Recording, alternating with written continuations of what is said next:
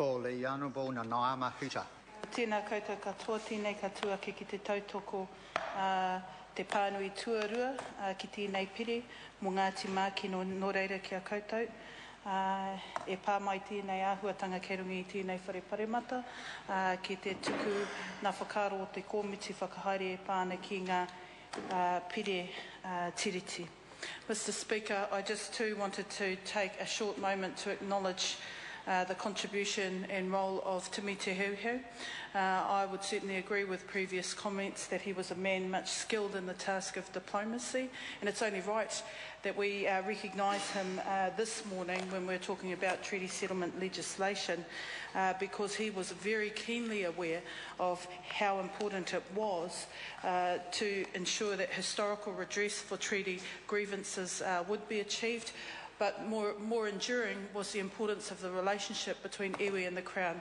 So I want to acknowledge the work that the government has put into continuing a very progressive, in a progressive manner, the treaty settlement process. With regards to Ngati Makino specifically, I just wanted to make a small contribution with relation to the aspirations around the conservation estate and the fact that it was a very clear expectation from Ngati Makino that their values would be protected and provided for in the management of whenua rāhui, and that's really important because what has become a defining feature of many treaty settlements of this day and age is an expectation that the conservation kaitiakitanga principles that iwi and Māori have can be reflected within the management practices of today's time in the conservation estate. And they're not too far, those values are not too far apart from the values that every New Zealander aspires to hold true for the ongoing management of conservation lands.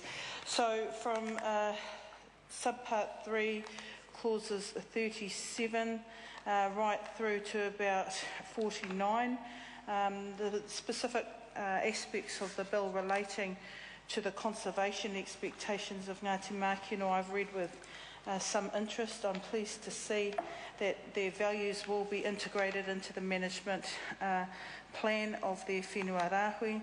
I'm pleased to see that will ensure that Ngati Makino will continue to have a say in the plans and the ongoing future aspects of conservation, heritage protection of those particular areas.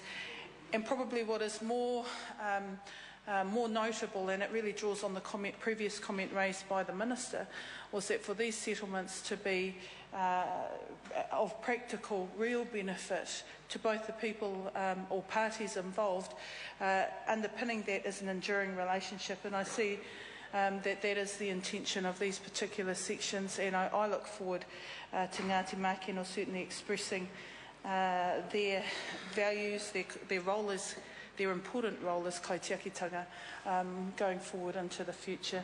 I didn't want to take too much more time except to say that it is quite a feat for the Select Committee to get through treaty settlement legislation in such a efficient manner, and I'm under no shadow of a doubt that they do work very hard, but to bring bills to the House and have about 5 or 6 debated on a single day or in a morning, I think is exemplary of a process that is keen to see treaty settlement legislation progressed for the greater benefit not only of the parties involved, but so that people can get on with looking forward into the future. So without too much more, I want to thank all those people that have been involved in Ngati Makino, those kaumātua, their advisors, their iwi, to pursuing a settlement with the Crown, also to the Crown advisors who worked tirelessly to advise the Minister and prepare legislation reflecting the intent of the deed, and certainly to the Select Committee and their clerks. Kia ora. Ko Denise Roach. Tēnā koe, Mr. Speaker.